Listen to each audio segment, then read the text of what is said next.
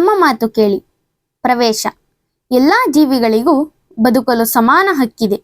ಆದರೆ ಮನುಷ್ಯನು ತನ್ನ ಸ್ವಾರ್ಥ ನಿಮಿತ್ತನಾಗಿ ಅದಕ್ಕೆ ಅವಕಾಶ ನೀಡುತ್ತಿಲ್ಲ. ಕೆಲವೊಮ್ಮೆ ಆತ ತನ್ನ ಶಾಂತಿ ನೆಮ್ಮದಿಗಳಿಗೆ ತಾನೇ ಅಡ್ಡಿಯಾಗುತ್ತಾನೆ. ಮನುಷ್ಯ ಮಾಡುತ್ತಿರುವ ಸಾಧುವಲ್ಲದ ಕಾರ್ಯಗಳನ್ನು ಪ್ರಾಣಿಗಳ ಮೂಲಕ ಹೇಳಿಸಿ ಆ ಮೂಲಕ ಆತನನ್ನು ಯೋಚನೆಗೆ ಹಚ್ಚುವುದು ಇಲ್ಲಿನ ಆಶಯವಾಗಿದೆ. ಒಂದಾನೊಂದು ಕಾಡು. ಅಲ್ಲಿ ಬಗೆ ಬಗೆಯ ಪ್ರಾಣಿಗಳು ವಾಸವಾಗಿದ್ದವು. ಆನೆಯು ಆ ಕಾಡಿನ ಅಧಿಪತಿಯಾಗಿತ್ತು. ಅದು ಆಗಾಗ ಸಭೆ ಕರೆದು ಅವುಗಳ ಕ್ಷೇಮ ಸಮಾಚಾರವನ್ನು ವಿಚಾರಿಸುತ್ತಿತ್ತು. ಊರಿನಲ್ಲಿರುವ ಪ್ರಾಣಿಗಳೊಂದಿಗೂ ಸ್ನೇಹವನ್ನು ಬೆಳೆಸಿತ್ತು. ಅವುಗಳಿಗೂ ಸಭೆಯಲ್ಲಿ ಪಾಲ್ಗೊಳ್ಳಲು ಅವಕಾಶ ನೀಡುತ್ತಿತ್ತು. ಉತ್ತಮ ನಾಯಕತ್ವ ಗುಣ ಹೊಂದಿರುವ ಆನೆಯು ಎಲ್ಲ ಪ್ರಾಣಿಗಳಿಂದಲೂ ಮೆಚ್ಚುಗೆಯನ್ನು ಗಳಿಸಿತ್ತು. ಹೀಗೆಯೇ ಒಂದು ದಿನ ಸಭೆ ಕರೆದಿತ್ತು. ಎಲ್ಲ ಪ್ರಾಣಿಗಳು ಅಂದು ಮನುಷ್ಯರ ಮೇಲೆ ಬಹಳವಾಗಿ ದೂರು ಹೇಳುತ್ತಿದ್ದವು. ಮಾನವನಿಂದ ಆಗುತ್ತಿರುವ ತೊಂದರೆ ಹಾಗೂ ಪರಿಹಾರ ಕುರಿತು ಚರ್ಚಿಸಿದ್ದವು. ಮನುಷ್ಯನಿಗೆ ತಿಳಿ ಹೇಳಲು ಫಲಕದಲ್ಲಿ ವಿವರ ಬರೆದು ತರಲು ಆನೆಯು ಪ್ರಾಣಿಗಳಿಗೆ ಸೂಚನೆ ನೀಡಿತ್ತು. ಅದರಂತೆ ಪ್ರಾಣಿಗಳು ಈ ದಿನದ ಸಭೆಗೆ ಸಿದ್ಧವಾಗಿ ಬಂದಿದ್ದವು. ನಾಯಕನ ಸೂಚನೆಯಂತೆ ಅವುಗಳು ತಮ್ಮ ಫಲಕಗಳನ್ನು ಹಿಡಿದುಕೊಂಡು ಸಾಲಾಗಿ ನಿಂತಿದ್ದವು. ಆನೆಯು ಅವುಗಳನ್ನು ಒಂದೊಂದಾಗಿ ಓದುತ್ತಾ ಮುನ್ನಡೆಯಿತು. ಎತ್ತು.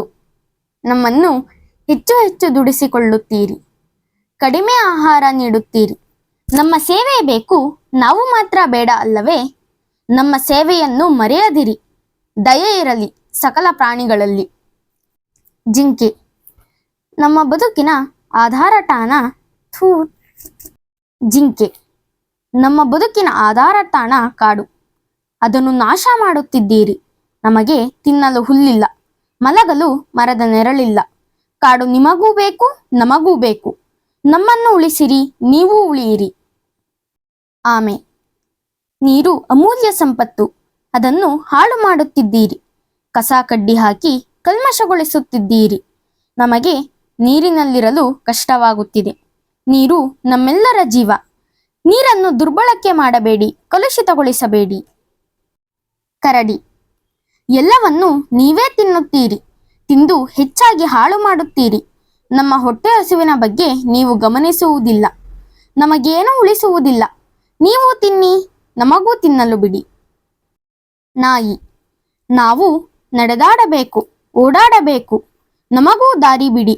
ಹಾದಿ ಬೀದಿಗಳಲ್ಲಿ ನೀವು ಮತ್ತು ನಿಮ್ಮ ವಾಹನಗಳೇ ತುಂಬಿವೆ. ಮೈ ಮೇಲೆ ಎಚ್ಚರವಿಲ್ಲದಂತೆ ಸಾಗುತ್ತೀರಿ. ಇತರರಿಗೂ ತೊಂದರೆ ಕೊಡುತ್ತೀರಿ. ಸರಿಯಾಗಿ ಚಲಿಸಿರಿ, ಚಲಿಸಲು ಬಿಡಿ. ಮಂಗ. ನಮಗೂ ಶಾಂತಿ ನೆಮ್ಮದಿ ಬೇಕು. ನೋವಿನಲ್ಲೂ ನಲಿವಿನಲ್ಲೂ ಪಟಾಕಿ ಸಿಡಿಸುತ್ತೀರಿ. ನಮ್ಮನ್ನು ಓಡಿಸಲು ಮದ್ದುಗುಂಡುಗಳನ್ನು ಹಾರಿಸುತ್ತೀರಿ. ನಮ್ಮ ಹೃದಯವೇ ಸಿಡಿದು ಹೋದಂತಾಗುತ್ತದೆ. ಮದ್ದುಗುಂಡು ಸಿಡಿಸಬೇಡಿ, ಶಾಂತಿಯನ್ನು ಕೆಡಿಸಬೇಡಿ. ಬೆಕ್ಕು. ನಿಮ್ಮನ್ನು ಮೆಚ್ಚಿಸಲು ನಮಗೂ ಮನಸ್ಸಿದೆ. ನೀವು ಟಿವಿ ನೋಡುತ್ತೀರಿ, ಇಲ್ಲವೇ ಮೊಬೈಲನ್ನು ಮುದ್ದಿಸುತ್ತೀರಿ. ಆದರೆ ನಿಮ್ಮ ಪಕ್ಕದಲ್ಲಿ ಇರುವ ನಮ್ಮನ್ನು ಕಣ್ಣೆತ್ತಿ ನೋಡುವುದಿಲ್ಲ. ಈ ಉಪೇಕ್ಷೆ ಬೇಡ. ನಾವು ನಿಮ್ಮೊಂದಿಗಿದ್ದೇವೆ, ನಮ್ಮನ್ನು ಮುದ್ದಿಸಿರಿ. ಎರೆಹುಳ. ನಾವು ರೈತನಿಗೂ ಮಿತ್ರರು, ನಿಮಗೂ ಮಿತ್ರರು. ಬೇಗ ಬೆಳೆ ತೆಗೆಯಲು ವಿಷದ ಗೊಬ್ಬರ ಹಾಕುತ್ತೀರಿ. ತರತರದ ಔಷಧಗಳನ್ನು ಚಿಮುಕಿಸುತ್ತೀರಿ. ಮಣ್ಣಿನ ಫಲವತ್ತತೆಯನ್ನು ಹೆಚ್ಚಿಸುವ ನಮ್ಮನ್ನು ಮತ್ತು ಅನ್ನ ನೀಡುವ ಮಣ್ಣನ್ನು ಏಕೆ ಸಾಯಿಸುತ್ತೀರಿ? ರಕ್ಷಕರಾಗಿರಿ, ರಾಕ್ಷಸರಾಗದಿರಿ. ಎಲ್ಲವನ್ನು ಓದಿದ ಆನೆ ಎಲ್ಲರಿಗೂ ಶಭಾಷ್ ಎಂದಿತು. ಚೆನ್ನಾಗಿ ಬರೆದಿದ್ದೀರಿ. ಸ್ವಲ್ಪ ಖಾರವಾಯಿತಲ್ಲವೇ? ಎಲ್ಲ ಮನುಷ್ಯರು ಕೆಟ್ಟವರಲ್ಲ. ಎಲ್ಲರ ಕುರಿತಾಗಿಯೂ ಈ ರೀತಿಯ ಆಕ್ರೋಶ ಸಲ್ಲದು. ಇರಲಿ, ಇವುಗಳನ್ನು ಇನ್ನೊಮ್ಮೆ ಪರಿಶೀಲಿಸಿ ಚರ್ಚಿಸೋಣ. ಫಲಕಗಳನ್ನು ಕಾಡಿನ ಅಂಚಿನ ರಸ್ತೆಯ ಬದಿಯಲ್ಲಿ ಪ್ರದರ್ಶಿಸೋಣ. ಬನ್ನಿರಿ, ಎಲ್ಲರೂ ಮೊದಲು ಊಟ ಮಾಡೋಣ. ಭೋಜನ ಶಾಲೆಗೆ ನಡೆಯಿರಿ ಎಂದು ಹೇಳಿದ ಅಧಿಪತಿಯು ಆ ಕಡೆಗೆ ಹೆಜ್ಜೆ ಹಾಕಿತು. Thank you for the watching. Subscribe my channel ಪಠ್ಯ ಪುಸ್ತಕ.